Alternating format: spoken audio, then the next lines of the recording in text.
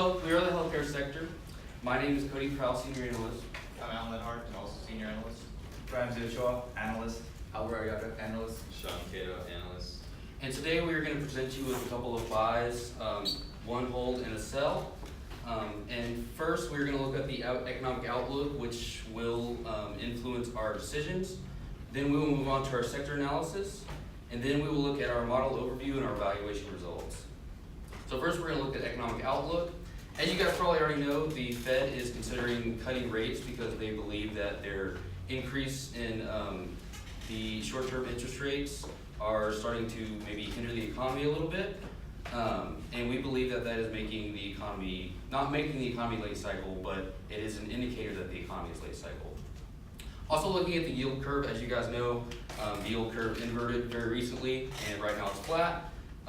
And as you guys already know, that is a very good indicator that we are late cycle. And also very low unemployment and very high corporate credit. So because of that and because there is very strong indication that the economy is late cycle, we believe that we should load up our portfolio on higher cap stocks.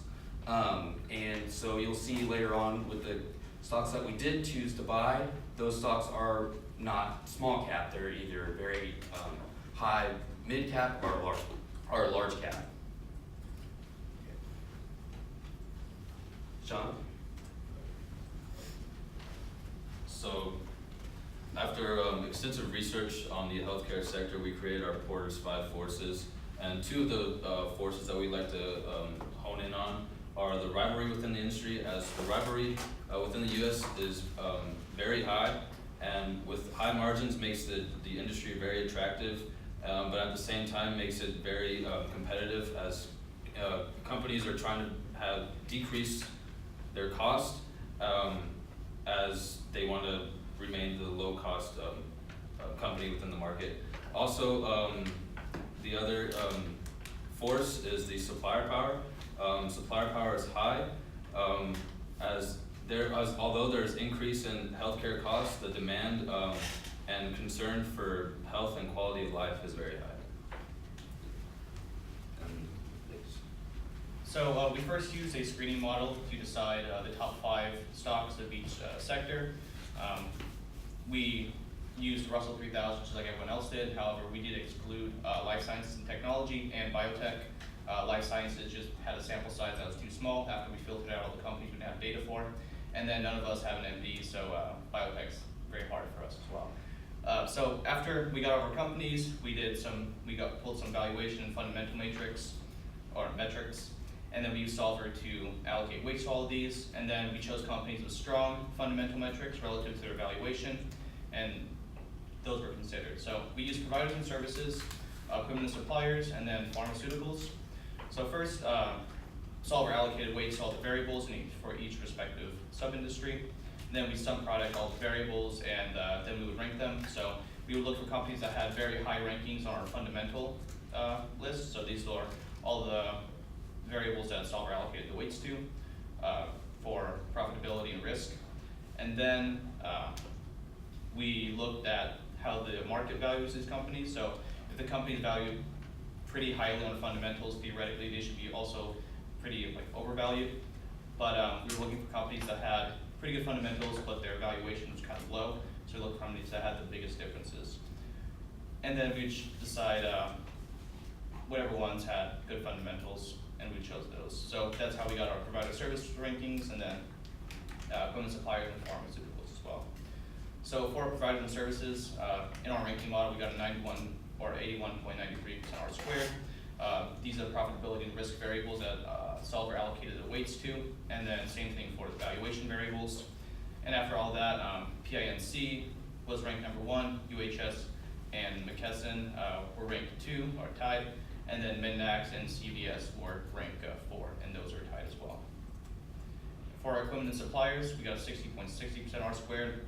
Again, these are the variables Solver allocated the weights to, as well as only using the EBIT trailing 12-month sales as a valuation metric. And the companies that had the highest rankings were Orthofix, Medtronic, Abbott Labs, Globus Medical, and Quidel Group. And then for pharmaceuticals, we had a 72.75% R squared. And then for all the pharmaceuticals, Solver allocated the variables like all to the risk metrics generally.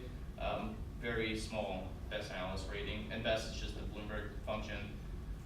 And for the variables, almost half or 60% to EV to trailing 12 months, and then 40 to PX to book. And then for the top 5, we got Bristol Myers, MYOK, those are tied for number 1, and then all tied for number 3 were Merck, J&J, and SUPN. Now, to supplement our valuation model, we also built an automated Bloomberg DCF model, as well as cross-referencing that with the DCF model that comes with the Bloomberg terminals. As you can see here, we did use the past 5 years of performance to project 5 years of performance.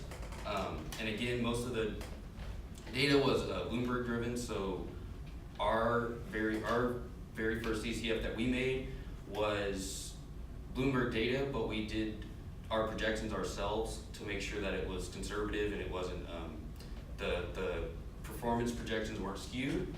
Our DCF we did was the perpetual growth method, and also we used the exit multiple of EV to EBITDA, and then we averaged those terminal values to get the terminal value. And lastly we did perpetual growth of 3.5%. And now looking at our equipment suppliers, we did find the best company in the company we're recommending to buy to be Medtronics, and that's actually had a 44% upside, and that was our slightly more conservative model, but that is the projections that we came out with. The Bloomberg DCF model came out with a 40% upside using the EV to EBITDA method. So just because we were more conservative and we went through and projected ourselves, doesn't mean necessarily that Bloomberg had lesser projections. It just means that we used the projections we thought were right. Moving on to providers and services, we believe MedNax would be a strong hold. This had a 101% upside in the next 5 years. And our more conservative model, and then the Bloomberg model had a 140% upside. In providing services, Premier was our top company that came out of our DCF, and that had a target upside in our model of 140%, and with the EV to EBITDA method in the Bloomberg terminal model, it was a 271% upside. And lastly, our hold Merck, we believe that it had some of the stronger DCF outputs of 60% upside in our model, 52% upside in the Bloomberg model. And now we're going to move on to our recommendation details and talk about the companies. So targeting large market cap firms in our supplies and equipment sector, we really wanted to look into firms that really showed a growing number of adults age 65 and older entering U.S. markets. And we wanted to make sure wholesalers benefit from market introduction of new technologies entering. We're seeing more and more new technology being developed, and really these large market companies are taking advantage to make sure that they emphasize on this. So we ended up choosing Medtronics as a buy. Medtronics heavily focuses on medical devices and therapies. The 4 segments consist of cardiac and vascular devices, minimal invasive therapies group, restorative therapies group, and diabetes group. Their current market cap is $114.85 billion, and their largest and most major competitor is Abbott Laboratories, which the market cap is $134.80 billion. And the recent M&A activity was on December 18, 2018, and the company's restorative therapies group acquired Mazer Robotics, a firm specializing in the field of robotic guidance systems. Now, looking at the recent financial performance, what I found really interesting was their net sales contributions for 3 months ended of the 4 prospective segments. What we really looked at is their emerging markets growth, and comparing their quarterly earnings to their annual report, we can really see that this firm's emerging markets sales growth has gone from 18% in their annual year for 2018, and right now in the 3 months ended for 2019, their emerging market net sales is 7%, which really indicates strong performance. Analyst expectations on Yahoo say that Medtronics is a strong buy, and we agree with that too. Some of the risks we do see though from being in emerging markets is exchange rate risk fluctuations and products principally billed by hospitals to third-party payers, and that's because we're seeing a potential risk coming to entitlement programs in the United States. And since they're in the emerging market sector, we also see that there's a risk to their intellectual property rights being infringed. And that's for Medtronics. For providers and services, our Porters by Forces, we focused in on our supplier power. Suppliers hold a high bargaining power as this sector is totally dependent on its services provided. We chose with MEDNAC to hold. MEDNAC focuses on neonatal, anesthesia, maternal, fetal, and pediatric physician specialties, and they go ahead and service all 50 states and Puerto Rico. The current market cap is $2.34 billion. Their major competitor is Universal Health Service with a market cap of $11.86 billion. The recent merger activity took place December 2018, where they went ahead and acquired 9 physician groups and added a total amount of $111.8 million to their assets. We can see that the company's net revenue is mainly generated through their lines of business within anesthesiology and neonatology. When it comes to other competitors, MD's growth of anesthesia and radiology services should position it to be more favorable for fast growth in non-hospital and ancillary sites of care. Analyst expectations expect bullish expectations when it comes to MEDNAC for falling open interest with falling prices. MEDNAC also does better than the average when it comes to sectors on return on assets. We can see here from Yahoo Finance that there are multiple analysts from different firms all recommending holds on MEDNAC, which we're recommending as well. Now when it comes to risk, we see that sustained volume can pose a weakness, but with broader deceleration of healthcare and utilizations within the hospital settings, we think that MEDNAC has strong annual free cash flow, and its under-leveraged balance sheet should go ahead and mitigate these risks. When it comes to Premier, we choose to buy. Premier is composed of a supply chain subsidiary and a performance subsidiary. The supply chain goes ahead and gives members access to products and services, including medical and surgical products, pharmaceuticals, laboratory supplies, capital equipment, and information technologies. The current market cap is $4.32 billion. The major competitor is Phibro Animal Healthcare Corporation, and their market cap is $1.34 billion. The recent M&A activity is $5.5 million acquisition of Stanson Health, which benefited their performance services subsidiary. We can see that in Q4 of 2018, the portion of revenue that came from the revenue growth, we can see that in quarter 2018, revenue growth came from supply chain services with 78% of the company, and then performance services with 22% of growth within the company.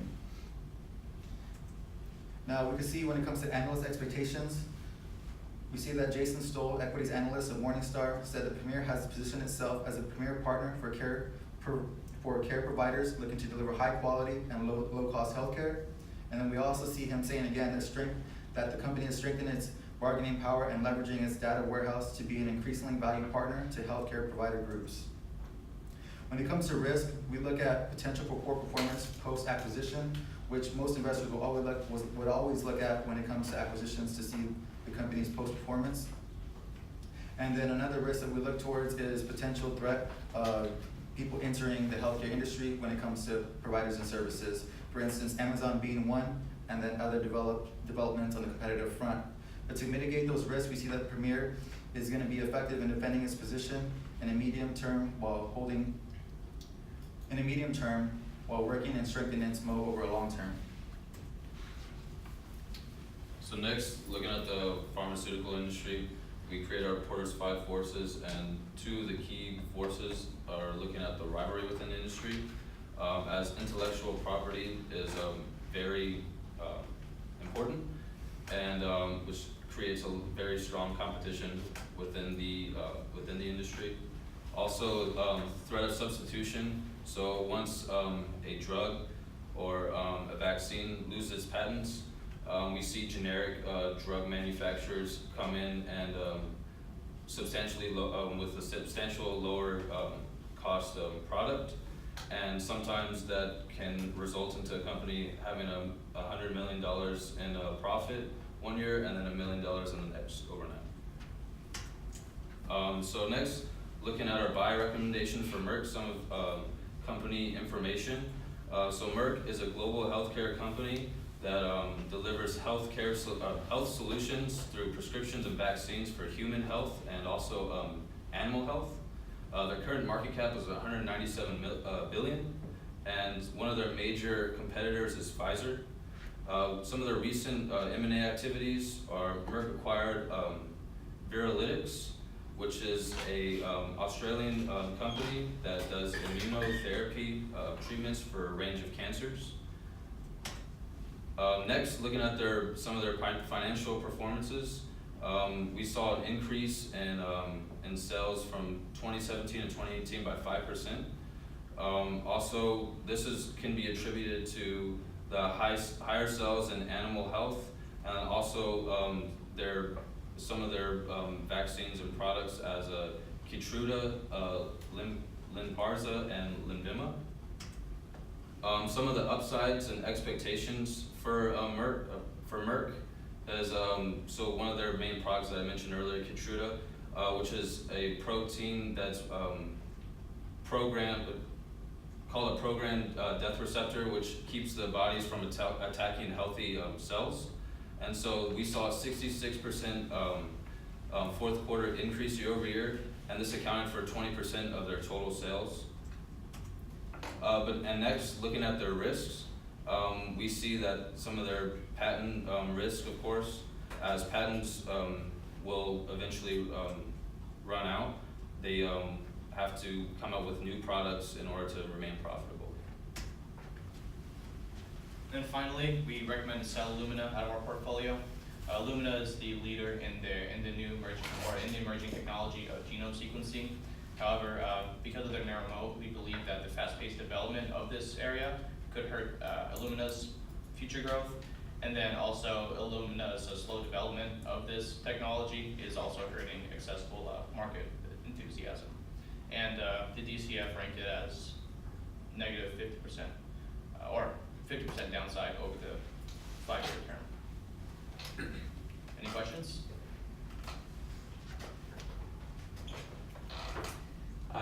You want to go? Yeah. I just want can you reconcile your comment that you were being conservative with having 100% upside in one of your securities? Right, so I can actually go back to this again. So when I say conservative, basically what I mean is the growth that they're seeing, and this is a fairly high growth company. Their growth in revenue and other things that were projected, such as EBITDA, were already being projected pretty highly. As you can see, the Bloomberg DCF also ranked it 140% upside. And I actually thought that was still pretty high. And when we did the DCF with the Bloomberg data, we kind of just scaled back that growth because looking at some of the things they were doing, we believe that growth was a little high on that DCF. But when I say conservative, I just mean conservative compared to what a lot of other people and models are saying, is what I mean. Does that answer your question? Yeah. Okay. I know you don't have a lot of, even though you're doing this over a couple of years, you didn't have a lot of time because you have a lot of other responsibilities, things you need to do. Right. If you had more time, what else would you have done, or what would you have done differently? I think some of the things we probably would have included maybe some kind of a sensitivity analysis with these models, as well as not just using Bloomberg data to build the DCFs, because we went back and we referenced and looked at the datas and things that made up the discount rate and everything to make sure that it was fairly accurate. But if we could have more time, we would go back and build that ourselves instead of using the Bloomberg data. I can answer that as well. For the ranking model, rather than just using the values, like not historical values, we would have gone back and looked at historical values and picked out separate variables that have performed pretty well over maybe a period of like 10 years, rather than letting solvers just allocate weights to random things. So if we had more time, we would have done that as well. Any other questions? No? All right. All right. Good job. Thank you so much, appreciate it. All right.